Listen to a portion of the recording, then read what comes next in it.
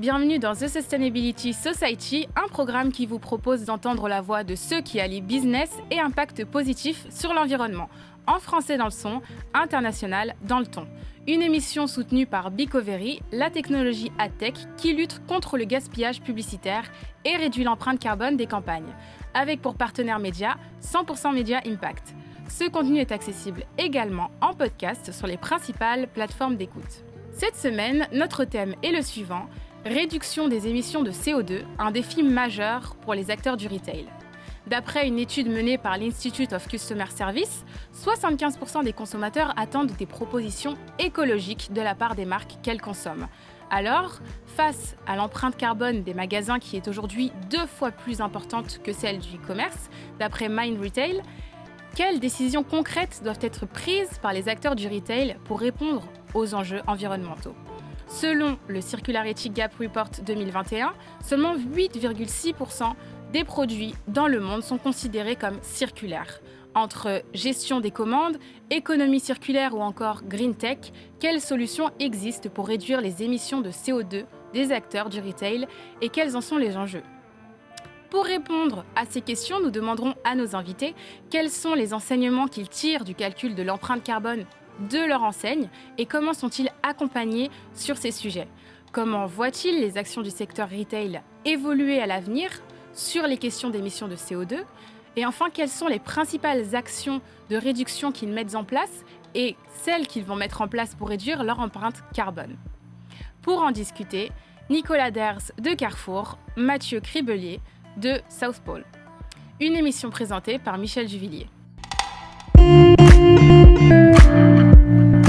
Bonjour Mathieu. Bonjour.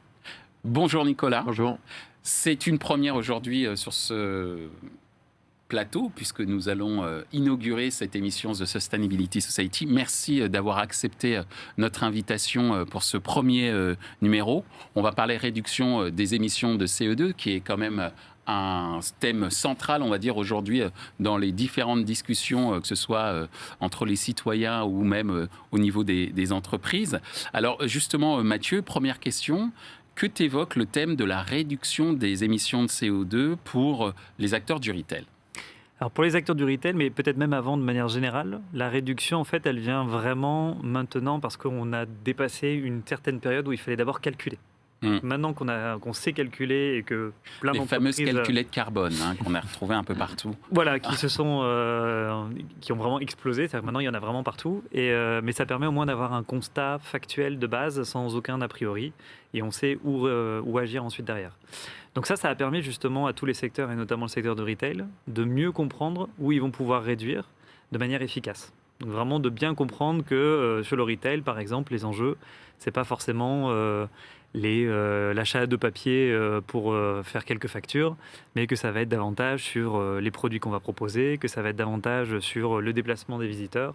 Et voilà, il y a tout un tas de grands postes sur lesquels probablement Nicolas pourra donner davantage d'informations.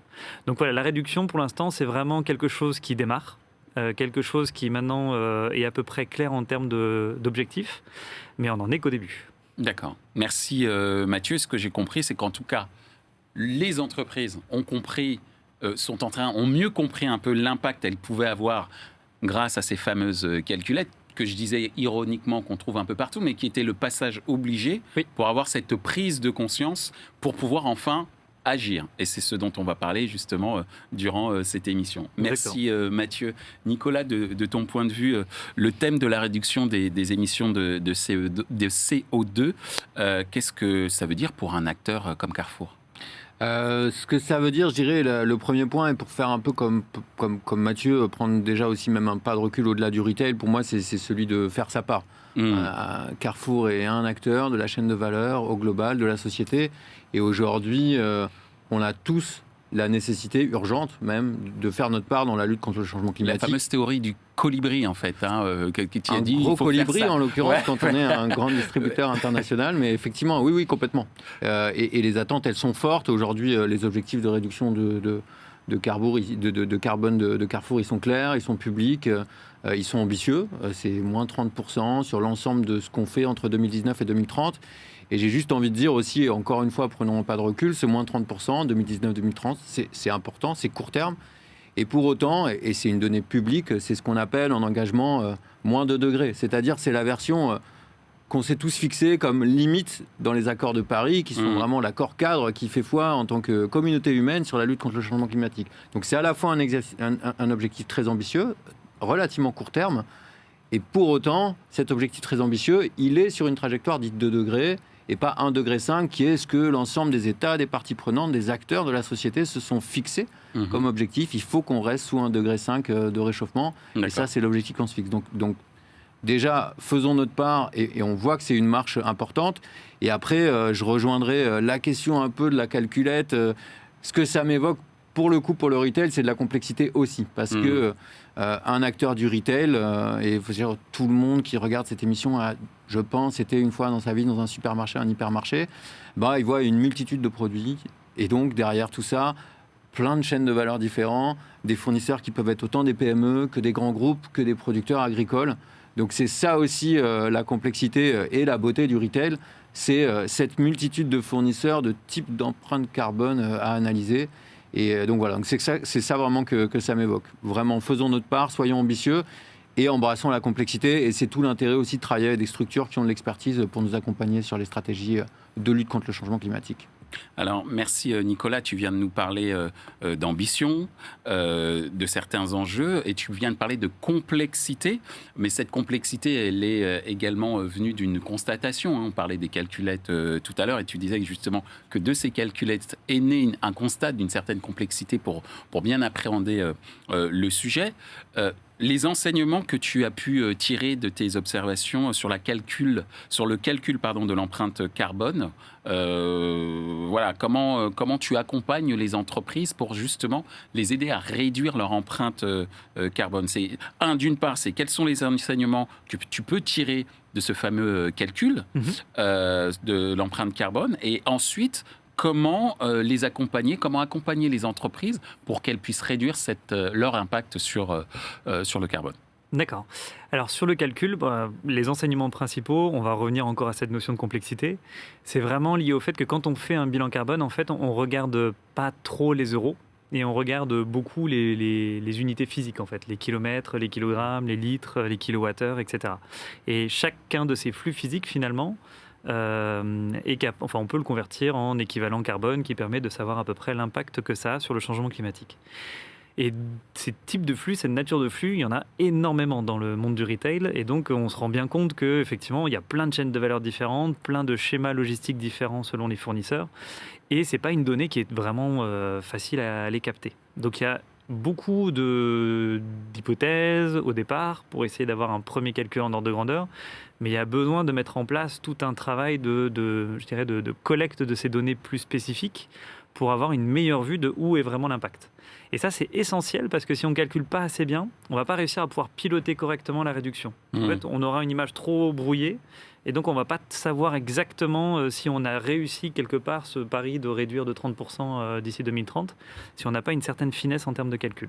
Donc ça demande une certaine segmentation de différents thèmes autour... Ça demande de collecter les données auprès des fournisseurs. Et donc ça veut dire, du coup ça c'est un peu tout l'enjeu derrière, c'est comment on fait pour embarquer les fournisseurs et les fournisseurs des fournisseurs, et finalement de remonter toute la chaîne de valeur pour avoir un minimum d'informations qu'on va pouvoir exploiter pour après évaluer ça en termes d'impact carbone. Et donc ça, ce travail-là, il est gigantesque. Il y a un besoin d'embarquer un nombre assez conséquent d'acteurs économiques, et c'est un peu le challenge auquel sont confrontés tous les acteurs du retail aujourd'hui. Merci Mathieu. Alors, à l'instant, Mathieu nous expliquait que ce qui était important, ce n'était pas l'unité monétaire, mais l'unité physique, ce qui n'est pas forcément évident quand on est une entreprise, surtout une entreprise de commerce. Et justement, de ton point de vue, Nicolas, de ton point de vue de chez Carrefour, quels sont les enseignements que tu as pu tirer du calcul de l'empreinte carbone de ton enseigne, et comment tu es accompagné, notamment par Southpol, pour justement avoir un impact moindre? Alors, je rejoins... Ce que j'en retiens de cette approche du calcul d'empreinte carbone, c'est, pardon, j'ai touché le micro, c'est la courbe d'apprentissage, parce que c'est le chemin qu'on a parcouru. On a commencé en 2018 à essayer d'avoir une vision vraiment complète de notre empreinte carbone. Pour faire un tout petit peu de pédagogie, on va dire que ça peut faire un peu apothicaire, mais les émissions de gaz à effet de serre, on va les ranger dans des grandes boîtes qu'on appelle des scopes. Le scope 1, le scope 2, le scope 3. C'est pour ça que je parlais de segmentation tout à l'heure. Exactement. Le scope 1 et le scope 2, c'est l'impact direct, mais pour le dire de manière simple, en tant que distributeur, c'est mes entrepôts, c'est les camions entre les entrepôts et les magasins, c'est les fluides frigorifiques des magasins, l'électricité des magasins et les bureaux. Le premier enseignement, c'est que... Et c'est sur ce point-là qu'on a agi historiquement, qu'on a les engagements les plus forts. Tout à l'heure, je disais, moins de 30%, c'est sous 2 degrés dans les accords de Paris, c'est l'engagement de Carrefour. Sur cette partie-là, qui est la partie qu'on maîtrise intégralement, on va dire, on est dépendant des fournisseurs qu'on choisit directement, on est déjà en dessous d'une trajectoire en degré 5, si on la circonscrit. Donc, les actions, elles sont faites, elles sont au court terme et depuis longtemps, et cette partie-là, elle est maîtrisée. Et après, il y a le scope 3. Le scope 3, c'est principalement les produits qu'on vend. Ouais. Le t-shirt, la chemise, la botte de carottes, le steak, le baril de lessive. Et donc, premier enseignement, la première partie, le scope 1 et 2, c'est tout petit dans le total. C'est 3%. Ça ne veut pas dire qu'il ne faut rien faire. Et ce qu'il y a à faire, il est fait. Et après, il y a tout le reste, les 97%. Et donc, là, on a besoin de mieux comprendre. Ce qu'on a fait au début, c'est ce qu'explique Mathieu, et c'est exactement ta remarque. On a l'habitude de compter des euros. Oui, en général, dans le retail, on sait compter des euros. Voilà, c'est le principe. Et donc, on utilisait une méthode un peu basique de dire, quand je vends 1 million d'euros de ceci, ça fait X tonnes de CO2. Le problème de ça, c'est que c'est très imprécis. Et donc, la courbe d'apprentissage, elle est passée de ce qu'on appelle ça, je compte des euros contre des tonnes de CO2, à je compte des tonnes de lessive, des tonnes de carottes, des tonnes de bœuf, des tonnes de veau, et je suis obligé de segmenter énormément. On va plus sur le volume de produits que sur le volume de chiffre d'affaires. Exactement. Et là, et ce qu'on en tire, si je dois donner quelques apprentissages principaux, c'est évidemment que premier apprentissage, magasin logistique, c'est petit dans le total, c'est moins de 3%. Les produits vendus, c'est la quasi-totalité de l'empreinte, ça et le carburant. Et gros apprentissage, à l'intérieur des produits vendus, 65% de l'empreinte, par exemple, elle est liée aux produits d'origine animale. D'accord. Voilà. Donc, il y a une certaine forme de logique. Une alimentation intensive en produits d'origine animale, elle émet beaucoup plus de CO2 qu'une alimentation plus flexitarienne ou plus à base de produits d'origine végétale. Mais pour nous, c'est essentiel. Donc, premier apprentissage aussi là-dessus, c'est le rôle d'un retailer comme nous, il ne se limite pas à pousser ses fournisseurs à s'améliorer. Voilà. D'accord. Ça, c'est essentiel. Il faut que toute la chaîne logistique en amont, elle s'améliore, que la logistique soit plus verte, qu'il y ait du packaging recyclé, que des énergies renouvelables dans les usines de nos fournisseurs, moins d'intrants chimiques dans les champs de nos agriculteurs. Tout ça, c'est essentiel. Mais ça ne suffit pas. Il faut aussi orienter la consommation de nos clients. D'accord. Est-ce que les fournisseurs sont réceptifs aux recommandations que Carrefour pourrait leur faire sur justement cette réduction de l'impact carbone? Alors, là-dessus, on va dire qu'on a une approche différenciée. On a des grands fournisseurs internationaux, Danone, Nestlé, Unilever, Procter, tous ceux que vous imaginez, voilà, les grandes multinationales. L'approche qu'on a, et c'est ce qui a été annoncé récemment dans le nouveau plan stratégique du Carrefour, elle est assez claire, c'est de dire on prend nos 100 plus gros fournisseurs, qui sont des grandes entreprises internationales, avec des moyens très matures, des stratégies de lutte contre le changement climatique déjà en place. Et nous, on leur a dit quelque chose de simple, on leur a dit, entre maintenant et 2026, ceux qui n'ont pas une stratégie de réduction sous 1,5 degré, on arrête de travailler avec. Voilà. Même si c'est plus rentable en termes de marge ? Même si c'est plus rentable en termes de marge. Okay. De toute façon, on ne peut pas remplir nos propres objectifs si en amont de notre chaîne de valeur, il n'y a pas des efforts qui sont faits. Et les fournisseurs les plus matures sont à même de le faire. Ils ont les moyens pour. Après, on ne peut pas avoir la même exigence avec une PME, avec une grande entreprise française ou espagnole, ou avec le monde agricole. Et là, on est dans des logiques d'accompagnement. Mais on a aussi des personnes qui sont tout à fait réceptives à ce sujet. Merci Nicolas. Oui Mathieu. Oui, juste pour réagir par rapport à ça, cette logique-là, elle commence vraiment à se décliner de partout. Et c'est vraiment lié au fait que Carrefour, comme d'autres, ont des engagements qui sont publics en termes de réduction d'impact. Et ces engagements-là, ils sont souvent pour des échéances, alors certains pour 2030, mais d'autres bien avant. D'ici 2025, on va avoir déjà les premiers engagements. Et on va rentrer dans un moment où finalement, tous ces engagements qui ont été pris par les acteurs économiques, qui étaient finalement de belles promesses, on va se rendre compte si oui ou non ils ont tenu leurs promesses. Et donc je pense qu'il y a tout un tas d'acteurs économiques qui comprennent ça et qui n'ont pas envie d'être du mauvais côté et qui ont envie de pouvoir dire oui effectivement j'avais promis tant et j'ai été à la hauteur de ça. Mais donc ça nécessite ce genre de décision stratégique pour pouvoir espérer y répondre, parce que sinon, si on reste dans quelque chose qui est business as usual, j'ai envie de dire, en étant très souple sur à peu près tout, on n'y arrivera pas. C'est clair. On n'y arrivera pas. Voilà. Merci Mathieu. À l'instant, justement, tu viens de parler d'engagement, de promesses qui sont issues de décisions stratégiques comme ces décisions prises par Carrefour, comme nous l'a exposé tout à l'heure Nicolas. Mais d'un point de vue action concrète, quelles sont les principales actions de réduction que tu as pu observer ou que tu as pu, sur lesquelles tu as pu intervenir à travers ta société de services? Qu'est-ce que tu as mis en place ou aidé à mettre en place pour Carrefour ou d'autres acteurs? Alors, en termes d'actions concrètes, généralement, c'est quelque chose qui est nourri par, déjà, comprendre l'ambition de réduction qu'il faut avoir, donc qu'on comprenne bien que juste optimiser ici et là, ça ne va pas suffire, donc il va falloir effectivement avoir des décisions un petit peu radicales aussi parfois, et ça peut aussi se nourrir notamment de benchmarks qu'on peut faire au niveau du secteur pour voir un peu quelles sont les bonnes pratiques et échanger. Ça aussi, c'est quelque chose d'essentiel avant de rentrer dans une action concrète, enfin un plan d'action concret. Ça nous challenge tellement cette histoire de changement climatique que si chacun fait ça un peu dans son coin, quelque part, on va louper quelque chose. Alors que s'il y a la possibilité de partager un peu les bonnes pratiques comme les challenges aussi, probablement que ce sera plus efficace après pour pouvoir adresser ce sujet. Et donc après, en termes d'actions concrètes, en fait, il y a deux types d'actions. Il y en a une qui est vraiment dans l'optimisation de l'existant, parce qu'il y a quand même encore matière à améliorer l'efficacité énergétique d'un certain nombre de process, il y a matière à pouvoir mettre en place des énergies renouvelables sur site aussi, par exemple. Enfin, tout ce qui est vraiment lié à des choses assez classiques auxquelles on peut penser de manière spontanée. Et puis après, il y a des choses auxquelles réfléchissent Carrefour et d'autres acteurs du retail, qui est vraiment sur l'offre qu'on propose, en fait. C'est-à-dire qu'aujourd'hui, on propose un certain type d'offre et on répond à une certaine demande. Est-ce qu'on a la possibilité finalement de peser un peu sur la demande pour que peut-être que l'alimentation animale telle qu'on la connaît aujourd'hui, on sait qu'il y a une évolution vers un petit peu moins maintenant de produits animaux. Et bien, comment on fait, nous, en tant qu'acteurs du retail, pour accompagner ça, par exemple ? D'accord, merci Mathieu.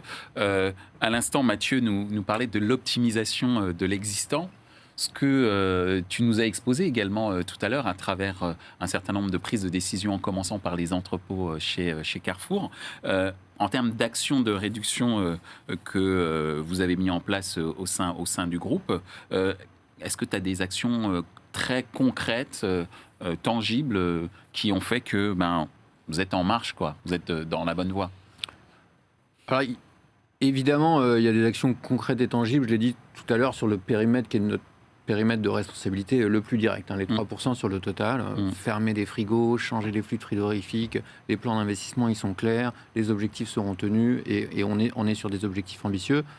C'est essentiel parce que je veux dire, si on ne balaye pas devant sa porte, on ne peut pas demander aux autres de le faire à notre place. Donc ce point-là, il est essentiel et il est couvert. Et il est couvert depuis assez longtemps puisque c'était des choses sur lesquelles déjà en tant qu'entreprise cotée, on rendait compte depuis plus de 10 ans. Donc il y a ce point-là. Après, je dirais, et je vais venir à des actions très concrètes. Pour nous, notre manière d'aborder les choses en tant qu'entreprise chez Carrefour, c'est déjà donner une vision, évidemment, et c'est le cas quand on dit nos plus grands fournisseurs, prenez une trajectoire 1,5 degré où on arrête de travailler ensemble tout en disant à des fournisseurs plus petits, on va vous accompagner parce que c'est ce qu'on veut comme standard du marché et on veut que ce soit une compétition aplanie pour tout le monde, mais qui se joue dans ce jeu-là. Donc c'est donner une direction de manière claire. On a donné une direction très claire aussi en disant on vise un demi-milliard d'euros de chiffre d'affaires sur les alternatives aux produits d'origine animale sur l'Europe à horizon 2026. C'est dans 3 ans. C'est 2 fois la croissance du marché attendue. Donc c'est ambitieux. Et on donne une direction très claire. Donc, déjà donner une direction pour expliquer à nos partenaires où on va. Et ensuite, donner des actions, mettre en place des actions concrètes en magasin pour orienter la consommation. Et je pense que la promesse de la grande distribution dans les années 60, c'est tout sous le même toit. C'est le rêve de mes grands-parents à ce moment-là, que chacune et chacun puisse aller en magasin et trouver exactement ce dont il a envie et ce dont il a besoin. Là où la distribution doit évoluer et va évoluer, c'est passer un rôle qui accompagne les clientes et les clients vers des produits meilleurs pour le climat, la biodiversité, leur santé aussi, évidemment. Et c'est ça pour nous, la vision de la transition alimentaire pour tous chez Carrefour. Et je vais donner quelques exemples d'actions vraiment très concrètes. Des actions concrètes, on met en place des promotions pour promouvoir des recettes pas chères, avec des produits en promo qui sont des recettes végétariennes ou 100% végétales que vous pouvez rentrer dans votre alimentation, pas de manière exclusive, mais 1 repas, 2 repas, 3 repas par semaine. Et ça, on le fait en partenariat avec plusieurs fournisseurs à la fois. Voilà, convaincu qu'il s'agit d'un changement de comportement. Et donc, on peut mettre autour de la table autant un Barilla, un Bonduelle qu'un Happyvore, qu'un Nestlé, parce qu'ils peuvent investir avec nous de manière conjointe pour faire évoluer la consommation. C'est simple, c'est concret, c'est une promotion en magasin, c'est ce qu'on sait faire le mieux, et c'est le faire au bénéfice de quelque chose qui va vers une empreinte climatique plus faible. Alors, deuxième exemple, pour en donner un, et là on est partenaire de l'État sur ces questions-là, c'est l'affichage environnemental, l'éco-score. On l'a testé sur plus de 10 000 produits en e-commerce. Quand vous allez faire vos courses en e-commerce chez Carrefour, vous pouvez voir quel est, si c'est A, B, C, D, E et la couleur, comme le Nutri-Score. Et on teste, on est agnostique sur la solution. Il y en a plusieurs qui sont en test. Nous, on est là pour tester, pour voir comment ça fait évoluer le panier d'achat des clientes et des clients. Donc ça aussi, c'est donner du savoir pour pouvoir faire évoluer la consommation. Merci Nicolas. Tu viens de dire donner du savoir pour, j'allais dire, aussi changer les comportements pour mieux préparer l'avenir. Alors justement, puisque je parle d'avenir, et on en arrive à notre dernière question, comment vous voyez les actions du secteur retail évoluer à l'avenir sur les questions d'émissions de CO2. On a bien vu qu'il y avait des décisions prises, qu'il y avait des engagements, des promesses et des actions, mais comment tout ça pourrait évoluer dans le bon sens, bien sûr, de ton point de vue, Mathieu? J'espère bien dans le bon sens. C'est quelque chose qui, j'espère, va devenir de plus en plus l'objet de partenariats, en fait. C'est-à-dire que c'est quelque chose que les fournisseurs vont devoir appréhender. Et effectivement, Carrefour a parlé du fait d'accompagner les plus petits, en tout cas, sur ces questions-là. Et effectivement, si on les laisse sur le bord de la route, ça ne fonctionnera pas non plus. Donc, je pense qu'en termes d'évolution, on va aller vers ça. C'est-à-dire que les gros, quelque part, les gros fournisseurs n'ont pas le choix. Ils ont déjà leur stratégie, ils sont déjà attendus sur ces questions-là. Donc, le vrai point d'interrogation, il est aussi sur les petits, finalement, sur comment on va garantir le fait qu'ils peuvent continuer à se développer dans un domaine, enfin dans un secteur où la contrainte climat va être de plus en plus forte. Bien sûr. Et c'est une contrainte qui sera à la fois réglementaire, qui sera peut-être aussi en termes de prix, si on commence à parler de taxes carbone éventuelles un jour, peut-être en termes aussi finalement de marché, avec les consommateurs qui seront de plus en plus sensibles à ces questions-là. La question climat, c'est vraiment quelque chose qui touche à tellement de dimensions de l'entreprise que de toute façon, les petites entreprises doivent aussi intégrer cette question-là, et j'espère que, du coup, que les acteurs du retail seront capables de les accompagner là-dedans. Une dernière dimension, par exemple, qu'on a vue récemment dans une étude, c'est d'un point de vue RH aussi, en fait. C'est-à-dire que si on veut avoir des jeunes talents qui viennent dans l'entreprise, il faut que l'entreprise ait quelque chose à proposer aussi sur cette question climat, qu'elle ait une vision, exactement, une vision, pour pouvoir, quelque part, les motiver à venir. C'est aussi donner une sorte de répondre à cette quête de sens que cette nouvelle génération est également en recherche lorsqu'elle rentre dans le monde du travail. Et effectivement, l'environnement est un des piliers de cette quête de sens, au-delà aussi du confort de vie. Mais effectivement, c'est un élément extrêmement important. Merci Mathieu de nous avoir brossé un petit peu une vision prospective sur la manière dont effectivement les acteurs pourraient réduire leur impact carbone via des actions très concrètes. De ton point de vue, Nicolas, les actions du secteur retail, comment tu vois la manière dont elles pourraient évoluer à l'avenir? Je vais aller dans le même sens que ce qu'a dit Mathieu. Pour moi, le secteur du retail, c'est un secteur très compétitif. Tout le monde le sait, je pense, quand même. Pour autant, je pense que quand on parle de lutte contre le changement climatique ou des autres grandes thématiques, santé de nos clientes et nos clients, lutte contre l'érosion de la biodiversité, on doit aller vers une approche dite pré-compétitive. Le sujet dépasse le secteur du retail et moi, c'est ce que j'appelle de mes voeux. On a lancé récemment une plateforme qui s'appelle 20 mégatonnes. Le but, c'est que nos fournisseurs nous disent quels sont leurs engagements, où ils en sont année après année de leurs émissions de CO2 et qu'on puisse le piloter. Cette plateforme, et on l'a déjà dit publiquement et déjà eu des contacts, elle est ouverte à toutes et à tous. Si d'autres retailers ont envie de l'utiliser, évidemment, en gardant la confidentialité et en le faisant dans le cadre de la loi, on est tout à fait ouvert à ça. Je pense qu'on est vraiment tu l'as très bien dit tout à l'heure, et tu l'as très bien exposé aussi, c'est complexe quand on est un retailer, parce qu'on a une multitude de types de fournisseurs, qu'on partage d'ailleurs avec la plupart des retailers. Et donc, c'est typiquement un sujet sur lequel l'apprentissage devrait être mutualisé. Bien sûr. Ça ne va pas forcément faire les affaires des cabinets de conseil qu'on paye tous pour faire la même mission. Mais pour autant, je pense que là, on est clairement dans un sujet dans lequel il y a de la place pour la collaboration. Et c'est ce dont on a besoin pour accélérer. On partage les mêmes fournisseurs, on partage les mêmes problématiques. Et on a tous besoin de changement de comportement de consommation. Et si un changement de comportement de consommation se passe chez les clients de Carrefour, il s'opérera chez ceux de Leclerc, de Casino ou de Tesco en Angleterre. Alors justement, je vais reprendre un mot que tu as utilisé, qui est le mot de compétitivité, qui pour certains est un peu vu comme une sorte peut-être de mot peut-être qui n'est pas au service de la durabilité, puisqu'on veut toujours plus, et c'est de la croissance constante. Certains pensent que la croissance ne peut pas aller dans le même sens que cette notion de durabilité. L'objectif de cette émission, justement, c'est de démontrer que la durabilité et la croissance économique peuvent faire bon ménage. Et justement, pour reprendre ce mot de compétitivité, est-ce que tu ne penses pas qu'il y a un moyen de créer un nouveau type de compétitivité ? J'ai bien compris qu'effectivement, ça doit nous dépasser les uns les autres en tant qu'être humain ou en tant qu'organisation en société, j'allais dire. Mais est-ce que tu ne penses pas qu'il y a aussi une opportunité pour créer une nouvelle sorte de compétitivité saine pour la planète et qui va dans le sens de cette quête de sens? On parlait tout à l'heure des futurs collaborateurs, mais également des consommateurs. Qu'est-ce que tu en penses? Ce que j'en pense, c'est que j'appelle de mes voeux le fait que les clientes et les clients choisissent leurs enseignes, leurs produits en fonction de ce critère-là. Et ce sera un facteur qui aidera à l'accélération de la lutte contre le changement climatique. Ça vient progressivement, il y a de plus en plus de personnes qui sont sensibles à ça et qui l'intègrent dans leur choix de consommation. De se dire, je vais prendre plutôt telle voiture parce qu'elle consomme moins, je vais prendre plutôt tel repas parce qu'il émet moins de CO2. Et évidemment, en tout cas, c'est une compétition que j'appelle de mes voeux.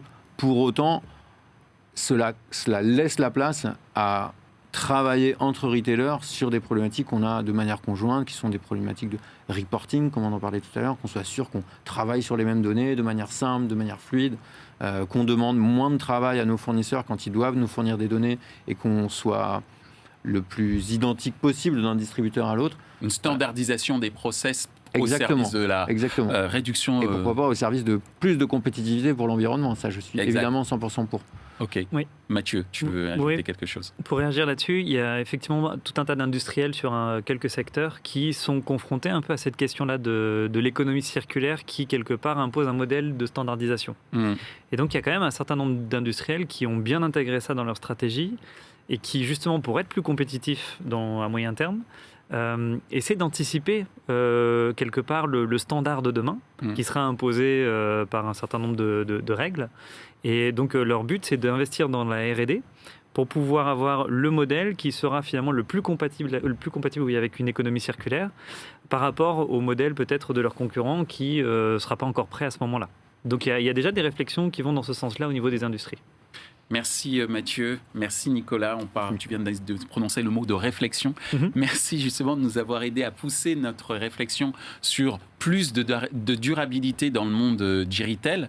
Et comme je le disais également tout à l'heure, l'objectif de cette émission, et vous nous avez aidé à atteindre cet objectif-là, c'est d'expliquer en quoi l'économie, le développement économique peut être également harmonieux dans le développement durable de notre planète, sans arrogance, mais avec simplicité et en observant, en échangeant. Et donc, c'est ce que vous avez fait aujourd'hui. Vous avez échangé sur votre vision et vos idées pour réduire les émissions de CO2 pour les acteurs du retail. Donc, merci encore et merci à vous parce que vous êtes pour toujours les parrains de The Sustainability Society. C'est vrai. Donc, merci. Merci.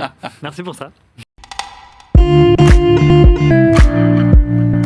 Ainsi s'achève ce débat autour de la réduction des émissions de CO2 chez les acteurs du retail. Cette émission vous a été présentée par Michel Givillier. Ce contenu est accessible en podcast sur les principales plateformes d'écoute. Merci à Bicovery, la technologie AdTech qui lutte contre le gaspillage publicitaire et réduit l'empreinte carbone des campagnes publicitaires. Merci à notre partenaire média 100% Média Impact. Merci également à l'ensemble des équipes d'Altis Media pour la réalisation de ce programme. Post-production, traduction et sous-titrage par Uptown.